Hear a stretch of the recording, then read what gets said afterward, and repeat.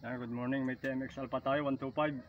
Wow. Sa isang yung kadalasan issue nito, starter, ano, marami na tayong napalitan na starter nito. Mabilis bumigay ang starter ng TMX Alpha 125. Ngayon, anong bagay ang naging sanhi ng totoong dahilan ba't nasisira ito? Watch out mga boss. Yan, nakalas na po natin, ano ho, itong naging sira pagka sa TMX Alpha. Naubos yung gear sa loob. Ito yung bago.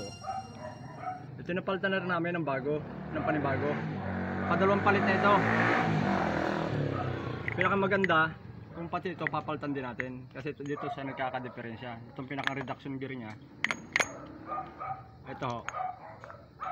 Ito malit ang ngipin. Ito may pamalit tayo, pang ruse. Kung mapapansin niya, mas malaki ang ngipin niya. Ayan o, laking diferensya. Kaya nauubos ito. Dahil sala siya sa kombinasyon. Ito yung lalagyan natin, itong paruse. So subukan natin, tatagal ito mga boss. Yan, ikabit na ho natin yung bagong starter niya at saka yung reduction gear. Okay boss, start, testing. Oh. Tahimik ang pagkaka-start niya, suwabe. Oh. Hindi siya kumakarat-cut. Ulit boss. Oh. Quality. Yan.